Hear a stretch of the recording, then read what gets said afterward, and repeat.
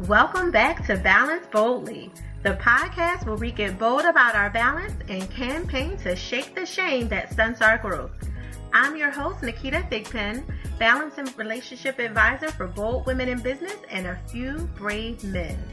The Balance Boldly podcast is sponsored by All About Leverage, integrates LinkedIn and social selling innovation to build power networks, open more doors, and maximize client acquisition.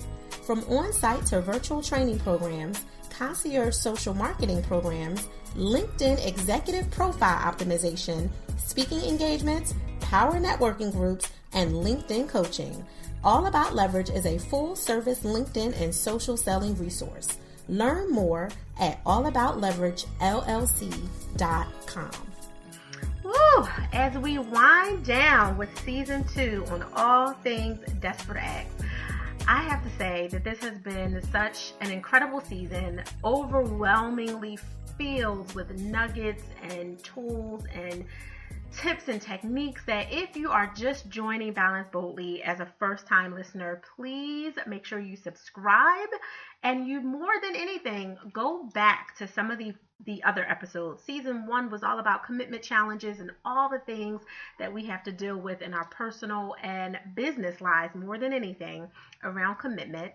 And season 2 is Desperate Acts. So make sure you go back a few episodes and catch more of this season, because when we start to literally pivot to season 3, and I'm laughing because season 3 is all about the pivot. When we pivot to season 3, you will have wanted to have had the opportunity to follow the flow. So make sure you catch up on all those old episodes. I am not going to give you too much of an intro before this interview today, because the person that I interviewed, I'm trying not to give too much away, we went in so hard and we gave you a massive amount of context and information. So I don't want to take away from that. But I will say that this particular episode in the season of Desperate Acts is really about embracing your process. Not just your process as an entrepreneur and an entrepreneurial leader, but your process as a person. We all know that we are clearly here. If you are waking up every morning, if you are blessed to hear this, to be breathing right now, you are on some sort of journey in life.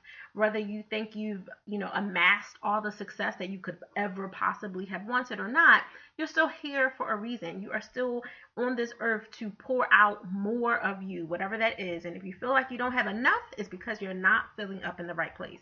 Whole different conversation. Don't get me started, because I will have y'all jumping and shouting in here. But backing up for a second, embracing the process that happens along your journey is really where we're going for this particular episode. It's so important for you not to try to rush your process and ignore those grateful, awesome, deliberate, like how we talked about last episode, deliberate moments. We don't want to ignore that. You need to be grateful for the fact that you have lights on today, or water is running, that you and or your significant other, your children, your mother, your siblings, whomever is in your life that you are connected to, that you love dearly, that they came home today, that they were able to give you attitude. Listen, that is actually a pretty amazing opportunity to have one more experience. Not that you want attitude with them, not that you want to necessarily have to deal with, mood swings and nonsense of, teeny boppers or your significant other getting on your last God-given nerve right now, or any of that, or your older adult children making you feel like you want to just strangle your own self. Even though we get frustrated with that, don't nix, I'm dating myself a little bit using that term, but don't nix the fact that you even had that opportunity to experience that with them. You could not be here. They could not be here. Embrace what's happening. Take the lessons and the blessings from it, and don't try to skip everything and make your kids grow up too fast or rush them into parenthood just because you itching to be a grandparent or whatever the case may be. And I say that for your family, but I'm also saying that to you in business and as a leader and someone climbing the career ladder, if that's your position in life.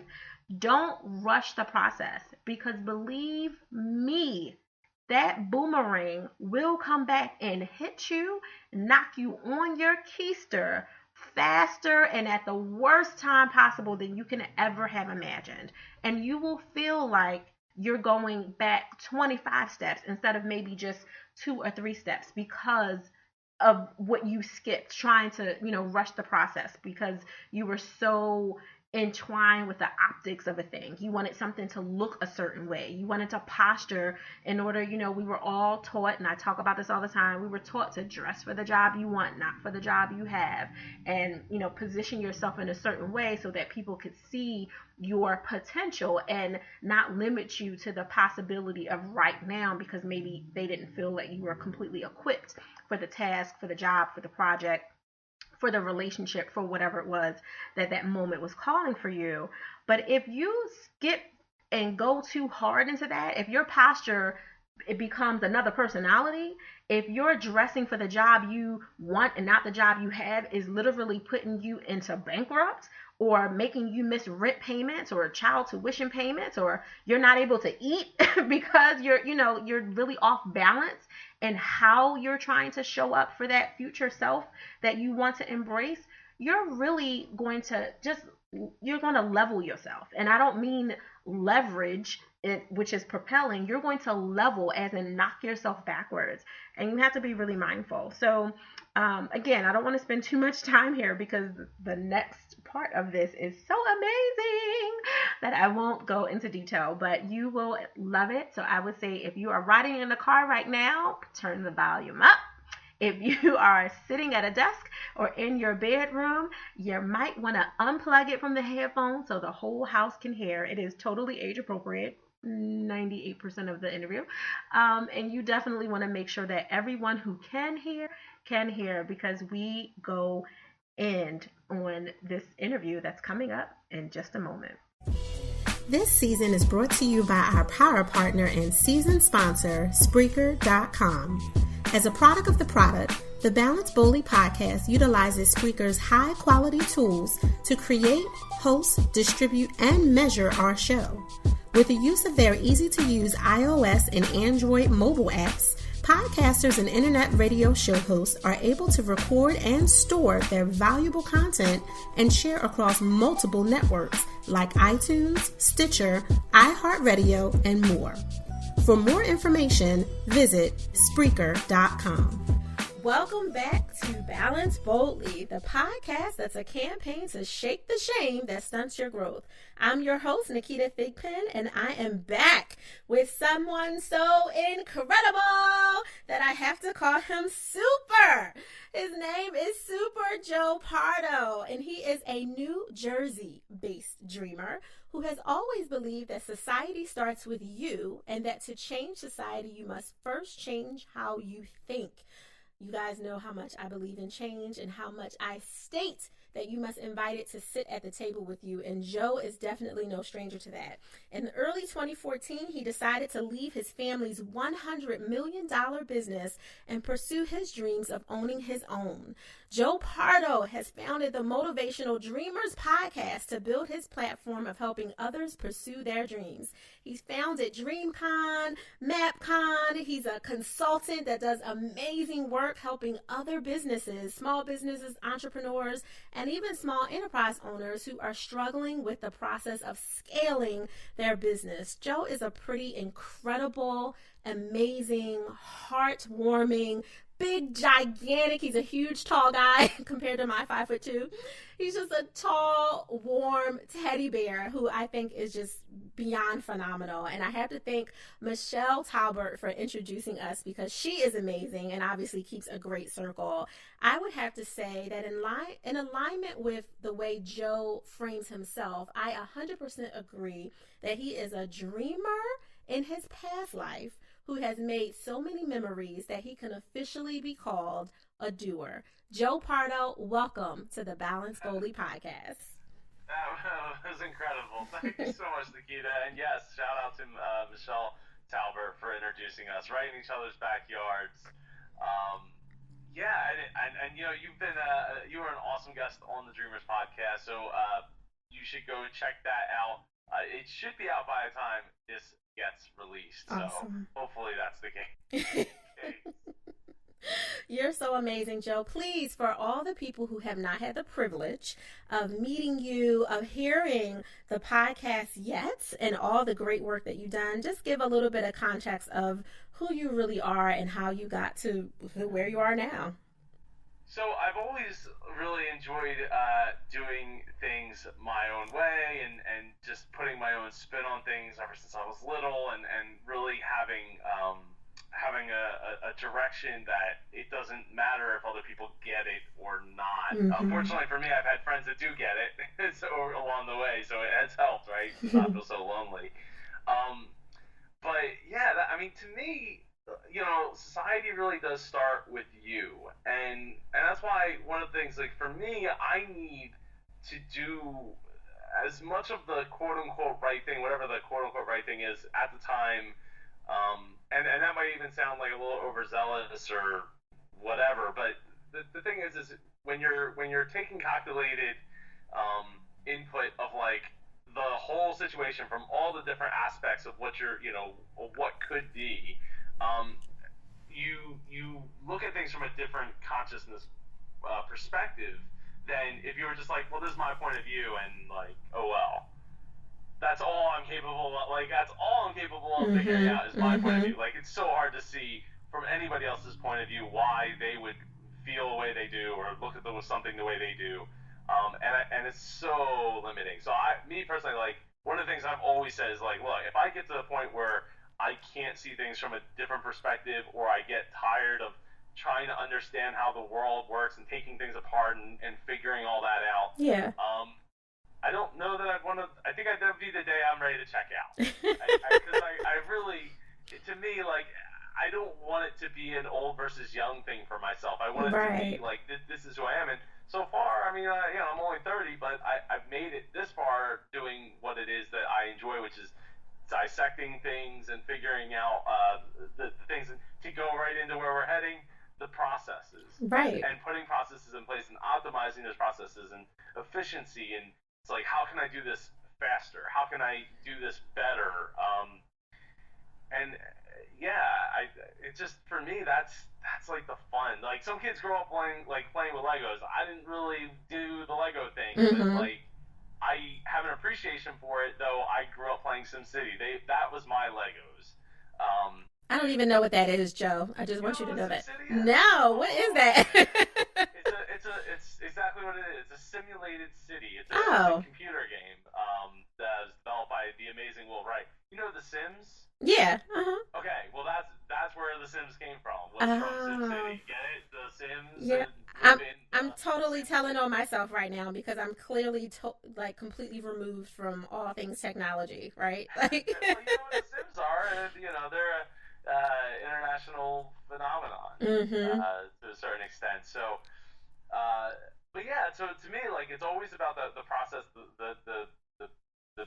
numbers, the involvedness, the politics, the feelings of other people, and just considering like everything from every perspective. Well, why do you think that you are so connected to recognizing the importance of a perspective within the society? Do you feel like your background, even pre-family business, if there was a pre-family business for you, did your role prepare you for this part of the process that you're on now? Oh yeah, I mean, I was made fun of like a lot growing up, which helped with the situation, combined with my parents being divorced when I was like 6.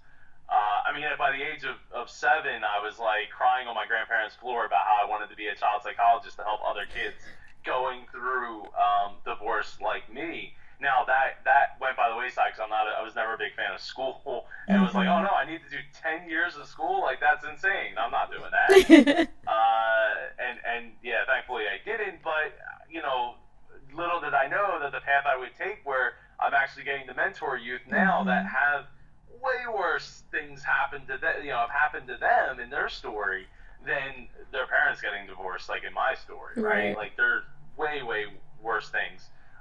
And being able to relate and being able to even like reveal some of my own, like, I didn't even think about this because I just kind of pushed it aside and moved on. which I think to a certain extent has helped me get to where I'm at, right? Like dwelling in on everything doesn't help the situation. It doesn't change the situation. Um, but yeah, I mean, to me, like I really believe that like our stories in our past, like even like people who don't want to talk about that when it comes to like, well, I don't talk about previous relationships to like my boyfriend or my girlfriend, because that those don't matter. It's like, well, no, actually, those do matter, right? Because that's how we got to where we're at now. It's how the path of like why we're making decisions now matters. Right. And that's like not even to do anything with business, but it can if you relate that back to like, yeah, I got burnt once before because of this situation that happened. Now, just because that you got burnt before doesn't necessarily mean you'd be burned again. But if you're considering all aspects of a situation, like all like every possible scenario and every possible, and yes, it does make me a little crazy and a little insane at times to wrap my head around all of these possible scenarios. But it enables me to make a more informed decision, and going forward, being able to help see the other situation. The other thing that really helped is listening to people. Yeah. No, you made a really valuable point. I actually talk about that in which by the time this comes out, I probably would have announced to the world the book Selfish that I'm working on. Yay! Which is really honestly about breaking those expectations that bind our brilliance. And a lot of what is happening in the book Selfish is exactly what you're talking about. Our stories really are meaningful for us, and they fuel us and they help shape us, but they can also stunt us if we don't take a moment to recognize that you can't always just push through everything like it didn't happen, right? Like, you know, being a child of a family of parents who are divorcing, there is a very inherent conflict that comes with that. It does shape your world. And although it may be a very different story than someone who has a different type of experience that maybe the world may consider it more dysfunctional or more traumatic, doesn't take away from the fact that you still own the right to have been affected and shaped by your story. But many of us don't pay attention to that, and we try to pretend like it doesn't matter until we end up on the floor in a fetal position at some point in life, right? Because it came out because of a bad business deal, or it came out because our own marriages didn't go the way we wanted to, or Lord forbid we, lost a family member or a child or something of that nature. It will come up and creep up on you if you don't pay attention to it. So you made such a really valuable point that, helping and mentoring these youth, you had to really look at your own story and see, I'm connected with the fact that I was shaped by this, but it also doesn't necessarily dominate my future. I'm recognizing the imprint that it left on me to help make me. It didn't completely make you, but help make you the man that you are today, the father you are, the husband you are, the entrepreneur you are, the professional you are. And it comes from me listening to the Dreamers podcast. Your authenticity, Joe, comes out in every single episode, and there's no question of posturing when I listen to you. And I can tell that your story, or at least the impressionable parts of your story, really shaped you to be that person who is fearless enough to be transparent in a weekly podcast that used to be daily, right? Like you used to do it every day. I did for 5 days a week for like 3 or 4 months. It seems insignificant at this point, but it did help play a part in why I've gotten so many episodes out, right? Like, if I just did one a week, I'd be close to like 150, but now I'm at 300. And, yeah, it's funny. I don't know if you noticed, but you probably didn't even notice, because we are on video right now. And every time you say, like, oh, the man that you are, like, I'm still just a, like, boy, and I don't mean to demean myself or anything like that, but like, I don't see myself like that. I don't know. And that changed a little bit, like, with having, but I don't know. Like, to me, I'm still just a kid, like, trying to figure it all out piece by piece. No, you're very much a grown man and who has had some pretty incredible successes. And I get what you mean from a space of I'm still at the early stage of life, because you are, right? Like you're still very much in the beginning of shaping and making your reality the way that you intend for it to be. And I completely 100% stand behind that. I'm in the same place. I want to always be in the place where I'm shaping and creating my reality, so it doesn't just become stagnant and, this muffling experience that makes me feel like I need a vacation from it every day. You're creating a life that you don't need a vacation from. And that's exactly what it should be about. But I met you personally. I've been to your home, I've been in your studio, I've been in your sensitive space where we've had conversations that were very enlightening and honest. I don't want to overuse the word authentic, but they were very open conversations. Listening, he is not a boy. He is so not a child. You are very happy. I don't want to demean myself, but I just don't. I don't really think too much about like the labels or the fact that I'm 30 now. Mm-hmm. Like that means anything. I don't know, because you know what it is. I'm so used to people like not taking me serious growing up. Yeah.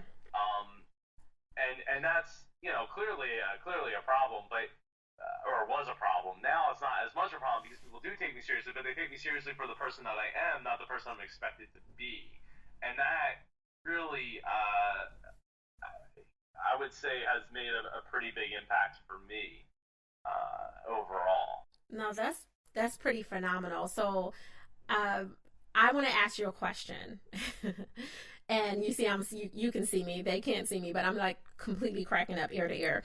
So I want to ask you about breaking expectations. Because to your point that you just mentioned, there's, a history for the people who knew the Joe before you were Super Joe, right?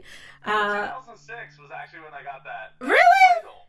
Yeah, I thought it was 2014. Okay, tell me the story before I even get to the question. Tell me the story. So the story goes is I was out of the office or something like that, and one of my best friends, he's like my brother.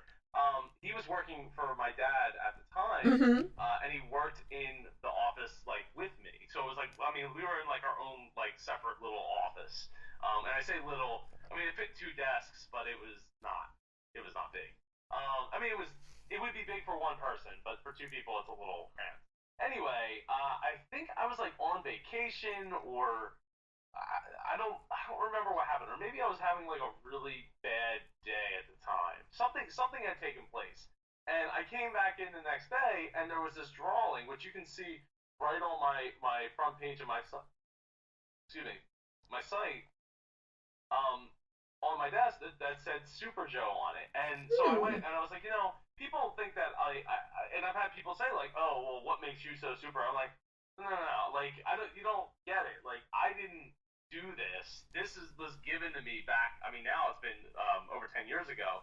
So I was like, I want to put this on the site. So I asked Matt. I said, Matt, why did you draw that? So he said, I drew the Super Joe Pardo image because it represents Joe's seemingly superhuman talent to excel at everything he does. The dedication and mastery he's achieved through his many pursuits demonstrate that once you've mastered yourself, the sky is the limit.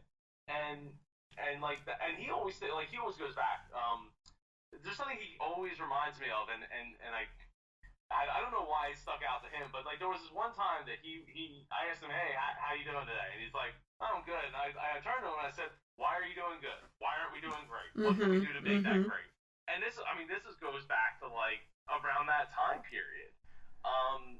So yeah, like I just was like thinking at the time. I think I registered the domain name because I was like, well, joepardo.com is like $2,000, which I do own joepardo.com now, but I own it for a lot less than $2,000. And I was like, I know that Matt had mentioned like this a couple times, and of course it was available. So I was like, you know what, I'm gonna own that, and I moved all of my branding to that. And ever since it's been so helpful for me because I don't have like 8 different websites showing what I do. It's one. Yeah.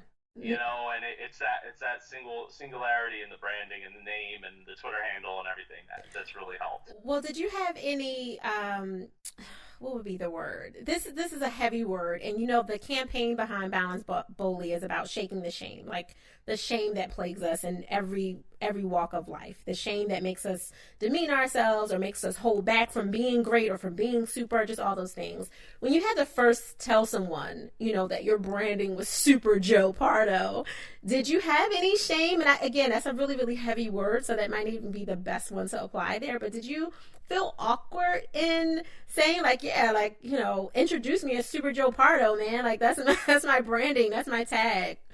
So let me say this. I don't ask anyone to introduce me as that, right? I don't, and people that I know as Super Joe, and that's fine. That's whatever. That's great.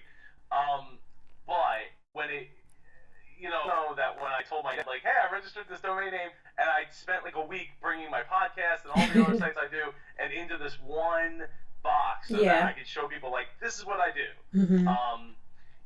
He was like, why would you not just get joepardo.com? $2,000. Do you want to fund that? Like, I don't like just for a domain name. Right. I was like, plus, for me, I explained it to him. I was like, look, I go forward and I consult with different businesses. If they don't resonate with me, then it's not going to be a good fit anyway, right?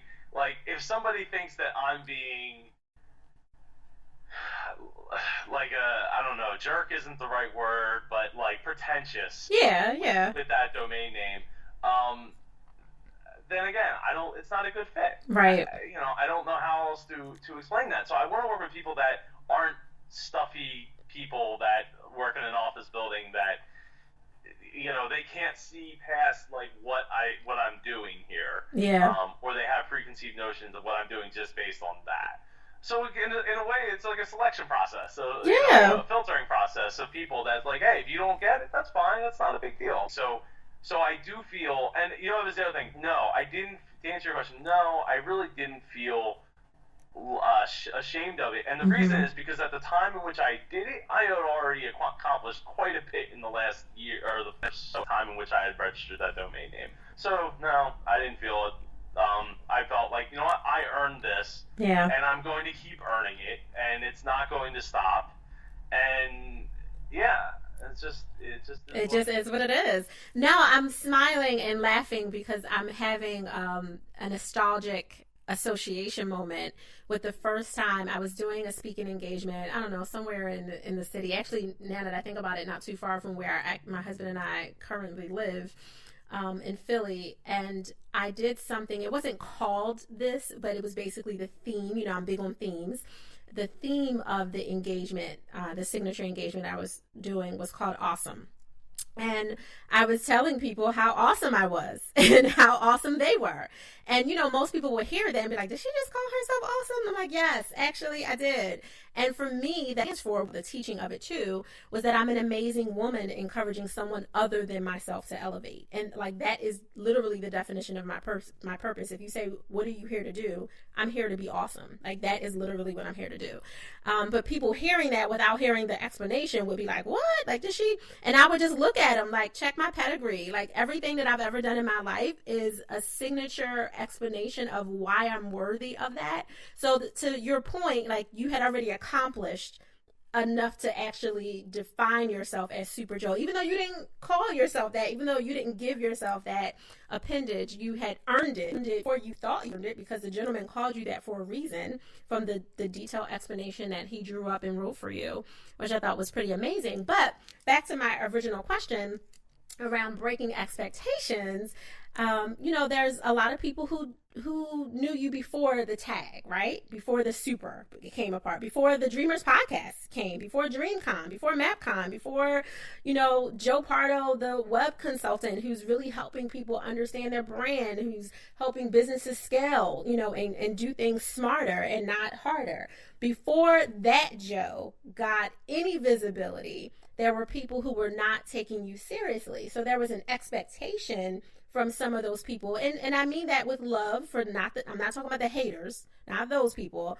but the people who loved you, but just kind of knew you as like the silly dude. That's my cousin Joe. He's just real cool. But they wouldn't necessarily have said that's my cousin, the business mogul. That's my cousin, the dreamer who's becoming a doer. Like they wouldn't necessarily have defined you that way, even though you have another circle of friends that are definitely embracing you that way because they get to see the other side of you.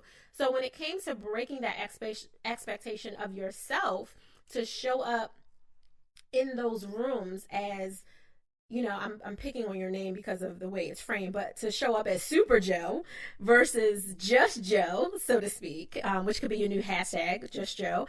How did that work for you to have to kind of break that expectation of time switch? Even if you were in the room with people who did expect you to just be Joe versus to be anything close to the Super Joe that your other circle had learned, had kind of known you to be. It's funny that you bring up cousins. I only have cousins on one side of my family, on my mom's side of the family, and I never considered myself to be the cool cousin of any of them. They're like in bands and doing, one was going to be a, filmmaker and got pretty, down the path, and, like they were doing like some really cool things, and then life takes hold. Of course. In my case, it was the opposite. Like I did the safe thing that life took hold, and then broke away from that. And so for me, like I remember I was only at my barbecue for one of my cousins was graduating, and my uncle was actually a couple of my cousins and uncle and all them were like, I don't understand what you're doing. I don't understand how you, and like one of them is like a nice, and actually I think she has a doctorate now. She has her doctorate now. I mean, it's a few years later, but it's just really interesting to think back to that conversation where he's like, so like I could be, I'm trying to think of how to frame it, but he's like, I could pretend to be a gangster or something from like a movie, and you can interview me. Like that, and I'm like, that's not really where we're like. I don't think you're getting where I'm going with this, right? But yeah, I mean, now I do feel like I'm one of the cool cousins, to be honest. But with that said, I don't. I think the only thing that what makes me cool isn't that I'm a naturally cool person, but it's just all of the things that I'm doing and intentionally go out of my way to make sure that I do.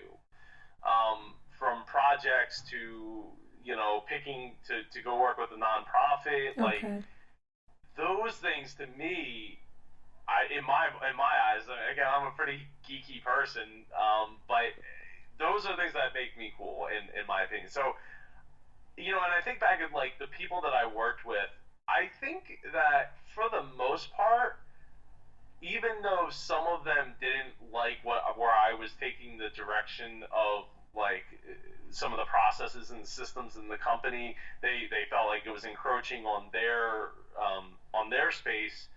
I can say with all certainty that they are not nearly as happy as they were when they were angry at me for implementing the systems and process, now that they're working for somebody else, right?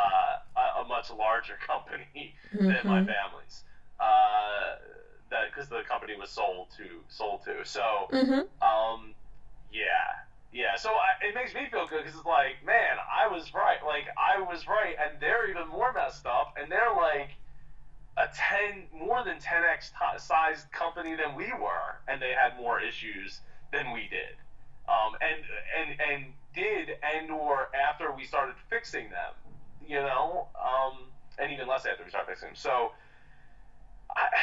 I don't know. You gotta remember something. So I don't know if I told you this, Naketa, but my favorite. Can you wait? Did I tell you who my favorite music artist is? No. Okay. Could you guess who it is? No, because I'm not a music head. I told you I'm one of those special people. Technology, movies, music is horrible. So to me, like it's not so much arrogance, especially like because that was the quote. Like it's not bragging if you can do it. Right. Right. so to me, it's like, yeah, Mic drop. yeah. Well, it's not. So it's not easy. Right. There's tons of things. It's not perfect, and it's not something that like there was plenty of days where I was on the couch like not crying but close to crying. Yeah. Feeling like empty. Like what am I doing? I don't think I ever got to the point where I said like, you know what, I want to go back. Mm-hmm. To working with my family. But there was a lot of times where I'm like, this isn't going the way I thought it was going to go, and part of that was my fault for not being specific enough about the intentions of the directions that I needed to head in the amount of time I needed to head in it, which I've gotten really better at. But part of that was like, here you go. Here's a good question. When people are like, "Hey Joe, how much money have you made? Mm-hmm. Right? Like, you're doing this thing. Mm-hmm. It's free show. How do you make money? Free show. This is incredible. Right. How much money have you made?" And I'm like, hold up. If I was in school, which for a little while there I was, for like a year and a half I was, and when you're like, "Hey Joe, how's school going?" Right? Right. That would be the first question you ask, not how much money have you made at school. Exactly. So, exactly. This is every day is a process of learning, of failing at a lot of different things, and failing is a term that it's what's the word? It's subjective, right? So it's some things aren't necessarily a failure as much as they were like, oh, it didn't work out the way I was hoping for it to work out. Maybe I could invest more time, but you know what? Ooh, squirrel, and I'm on to the next thing. Which, for 2.5 years, I did. I did a lot of different things to make it work. From web design to consulting to books to speaking to so many things. There's the conferences. Mm-hmm. You know what I mean? Like this wasn't like a one like, oh, I'm just gonna do this one thing and then bam, it's gonna work out. It's gonna be fine. No. It's not an easy path. You made such a valuable point, and I'm going to restate it before we end, but you made so many valuable points in the last couple of minutes. One being, the perspective, and you started with talking about perspectives from the perspective that you have as a being in society. But people have really interesting views of entrepreneurship and what that looks like. When you're in school for 4 years, 2 years, 8 years, paying somewhere between $15,000 and $40,000 a year if you're lucky to do that, no one asks you about your failures. How many classes have you had to repeat? How many times have you almost barely got through class? How many, times you skip class to chill with whoever you chill with, but because you made it through the semester, no one's questioning your kind of non-productive days, right? Like it just looks really, really different when you're doing something that society has received as acceptable versus when you're going through the schooling process of learning who you are, of learning what you're really about and what you want to do and how you want to help the world, and just figuring out the way to do that in the most systematic, high level way that you can, in terms of a way that could feed your family, so you're not a starving artist. We love beautiful paintings on walls when we walk through the streets of Philadelphia, but lots of those beautiful paintings were made in blood sacrifice because those people weren't making money off of all that energy that we get to come and stand in front of and take selfies in front of. And that's not what you're trying to do. You're not trying to take you're not trying to create a podcast or a business just for people to kind of say, oh, I knew that guy, I know that thing he did, but they're also walking past you in the street when you're like trying to figure out how to keep your lights on. That's not what you're doing. You're in a training ground, the same as we are. We were in a training ground, and our company is almost, well, we're 5.25 years old. We're almost 6 years old. And a lot of the first 6 months, we failed horribly. And I tell this story all the time. We lost $100,000 really, really fast. It wasn't a slow failure. It was a fast, hard, talk about getting your teeth knocked out failure. And it taught us way more than I will honestly say, with my many degrees and my many certifications and all the loans that I still owe back on school. I learned more in that first 6 months to a year than I did in my 12 plus years of school. And it was because I got a chance to learn about me. And that's your point, is about the perspective of where people sit and how we view and how we shame people, right? Some of those people that worked in that other organization where you were, or the small business, your family small business, that may have disagreed with the way things were being handled and thought that they were going to be saved when the big company would come in, and then the big company made more of a mess of things. There was some shame that was happening with that. And I was like, oh, you guys couldn't handle it. You're a family business. You couldn't. And then here comes the big boys still not being able to handle it. And now they're feeling worse off than they were before. And a lot of it is because people, they perch themselves. That was the word I was looking for. They perch themselves in a position to look down on people instead of sitting in a position to propel people and help people up until they find themselves on the other side of needing help. When they're calling Super Joe Pardo or Naketa Thigpen saying, hey, do you know anybody who's hiring? Do you have anything that I can do? Well, now you need my help. Like now, before I was just an entrepreneur, you couldn't figure out what this free podcast was for, or what all these speaking engagements was for. Like, are you really able to help your family? Oh, you probably can only do that because your spouse works, right? Like, that's why you get to do that.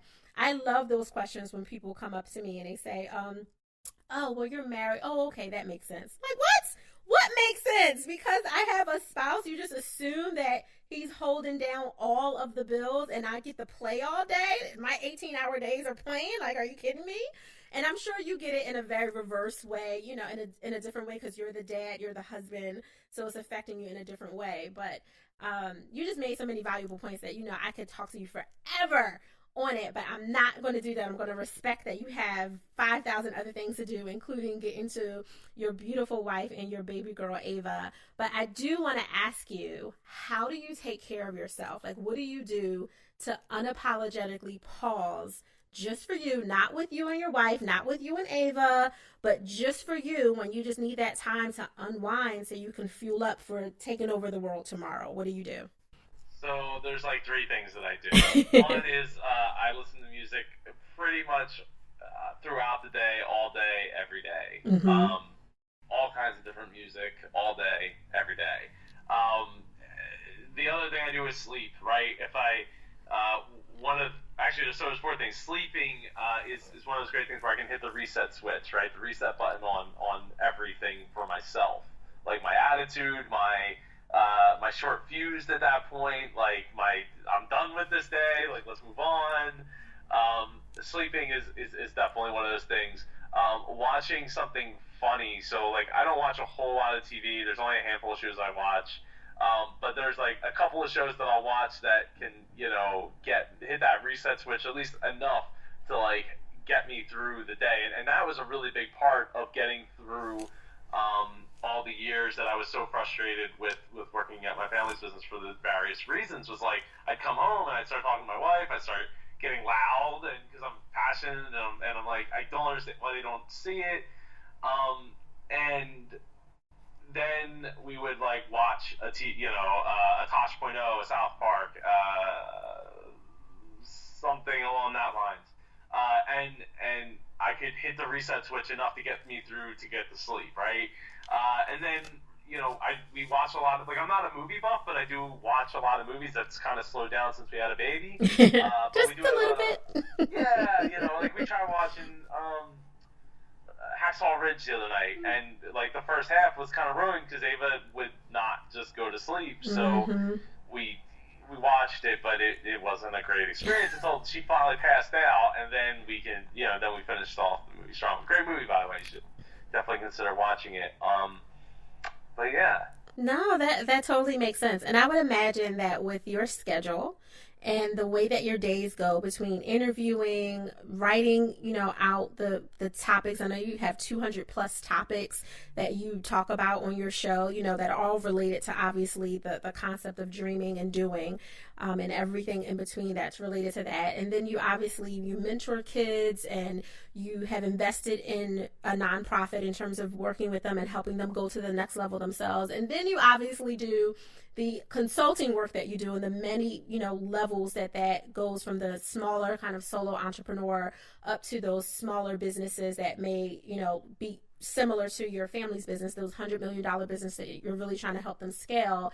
And then you have the simple fact that you're a husband, and being available and saving some energy for your better half. A little biased, but it's right, just a little biased, but saving your energy for her in addition to all the daddy energy you have. And then you have DreamCon and MapCon. Like, you have a lot of great things that are happening almost, some wheels are turning simultaneously, some you have a little bit of a break in between. Where would you recommend that someone comes to meet you virtually? Like, where's the best place for someone to connect with you so they can get engrossed in the Super Joe Pardo process? Oh, easily. It's one website, superjoepardo.com. Or you can go to joepardo.com if you don't think I'm that super. I just want to come and find out more about what I do, because now I have that domain as well. Yeah, go check that out. That's where you can find out about DreamCon. So you can go find out about MapCon. It's the Mid-Atlantic Podcast Conference. For if you don't know, it's in September. DreamCon is May 20th. They're both held right outside of Philadelphia, so it's like 20 minutes from the airport. With DreamCon, we're celebrating 3 years of the Dreamers podcast, and it will be 300 episodes when we get there. You can find out about the podcast. And the other great thing that we're going to be doing is raising money for 2 different charities at DreamCon. We'll be playing Minute to Win It games. There's going to be speakers. It's going to be an awesome day. So, and it's not very expensive, like, at all. Like, it should be much more expensive than it is. So you should totally come check it out. You can get there from dreamcon.us, but it takes you to the same site, which is superjoepardo.com. And, if the best way to get in touch with me, send me an email. Shoot me a message on Twitter or on Facebook, or pretty much everything. Everything's there at the top and at the bottom of every page for you to get in social media. But yeah, please shoot me an email if you just want to talk about business, if you want to talk about life, dreaming. I'm kind of in the middle of a restructure as far as like the branding of the show, right? Like, it's no longer just the Dreamers Podcast; it's the Dreamers Podcast Business Lessons from Those Who Live Their Dreams. Which the whole purpose of that is, a lot of what the show is about is there is a lot of business lessons involved in it, from marketing to scaling to like customer service, like everything about business. At some point or another, we've talked about. I've had people on the show that are experts at some very specific things, and you should come and listen to Naketa's episode. Hopefully, it'll be out by the time this comes out. And yeah, so you can find out about all of that. I have courses and books, and hopefully maybe in a month or two I'll be releasing my 3rd book, Sales Won't Save Your Business. Woo! Yeah. So it'll be the first departure from the self-development books, and really just focusing on the things that you can do to save your business, scale your business, and really help yourself, aside from the obvious growth, right? Growth is sales, and I'm a salesperson, but I'm not really a salesperson. Like, I'm not that guy that wants to talk about sales. I want to talk about the numbers and the processes and all that. So yeah, there's just so many things going on, like, right now, that I'm surprised that I have any time at all or energy at this point. But yeah, so yeah, come check it out, come talk and say hi. I would love to meet each and every one of you, and regardless of if you can make it out in September or in May. No, you're so awesome. I'm so honored to have you here on the Balance Bully podcast, and the synergy that we have between the Dreamers podcast, the Balance Bully podcast, just our synergies as people, as humans, as beings, has been phenomenal. So I have to thank you so humbly, Joe, for making time in your incredibly full schedule to come and talk to all of us and share your life and be your normal, here's that word again, authentic and transparent self. I really do appreciate you. Well, I appreciate you having me on the show, and I'm so happy, and anytime you want to talk, Naketa, please just let me know. Just message me. We can talk. I tend to schedule in certain days of the week.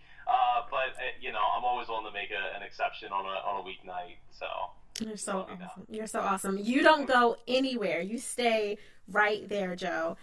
Oh my gosh, he's just so amazing. Thank you so much to our guest, Joe Pardo. Thank you for our listeners for taking a moment out of your day and just allowing us both to plant positive seeds in your life, your relationship, and in your business.